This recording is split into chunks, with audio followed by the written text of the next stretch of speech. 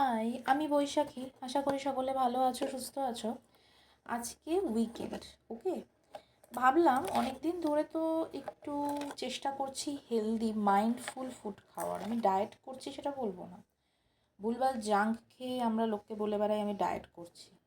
যাই হোক, আজকে আমি ডায়েটের মধ্যেই একটা মাইন্ডফুল ফুড বলতে এটাতে শুধু চিকেন আর রাইস ইউজ করব, যেটা কিনা ফারাহ খানস ফেমাস একটা রেসিপি। সেটা হচ্ছে কি ইয়াকনি পোলাও, যেটা আমি আমার কলকাতা থেকে আমার মা দিয়েছিল। সেই একটা ঘি, ছোট ঘি দিয়েছে যাতে আমি বেশি না খাই, সেই ঘিতে পুরোটা রান্না করব। তাই জন্য আমি প্রথমে চিকেন ম্যারিনেট করে রেখেছিলাম সমস্ত মশলা আর একটু সর্ষের তেল দিয়ে। তো প্রথমে অনিয়নটাকে ফ্রাই করে নিতে হবে। ফ্রাই করার পরে দেন চিকেনটাকে দিতে হবে, দিয়ে ভালো করে নাড়িয়ে চাড়িয়ে কুকারটা আটকে 2 থেকে 3টে সিটি মেরে নিতে হবে, চিকেনটা আধা যাতে রান্না হয়ে যায়, ওকে। আর চিকেন থেকে যেহেতু জল বেরোবে, তাই আমরা কোনো জল কিন্তু এখানে ইউজ করব না। চিকেন থেকে জল বেরোয় আমরা সবাই জানি, রাইট।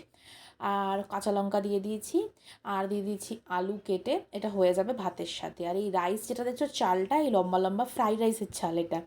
এই চালটাও মা আমাকে দিয়ে দিয়েছিল, যে আমরাও তো বাড়িতে ফ্রাইড রাইস খাই, তুই ফ্রাইড রাইস খেতে ভালোবাসিস, তুই গিয়ে খাস।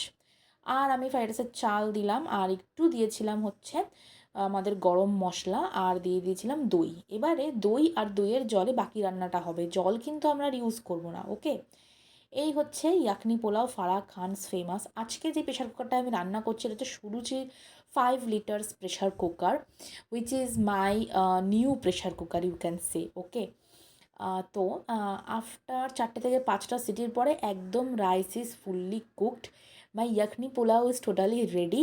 And now I will chop some coriander, and ওপর থেকে কোরিয়েন্ডার ছড়িয়ে দেবো ফর গার্নিশ। আর আমার ফেভারিট জিনিস হচ্ছে রায়তা, যেটা আমি বানাবো। মহারাষ্ট্রতে রায়তাকে মারাঠিতে আই থিঙ্ক কুসুম্বু বলে, কুসুম্বু অর সামথিং কিছু বলে। তোমরা যদি কোনো মারাঠি কেউ থেকে থাকো, যদি কেউ বাঙালি মারাঠি জানো আমাকে বলো, ওকে। তো এটাতে আমি দিয়েছি পেঁয়াজ, শসা আর হচ্ছে ধনেপাতা কুচি। এটা দিয়ে আজকের ইয়াকনি পোলাও জাস্ট জমে হিট, তাই না?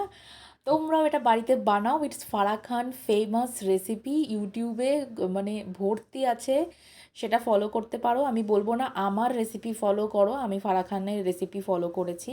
আর চাইলে অবশ্যই আমি যেরকম সহজ সরল করে বলে ভিডিওটা শেয়ার করছি, চাইলে আমার মতো বানাতে পারো, কোনো অসুবিধা নেই আমার। Thank you.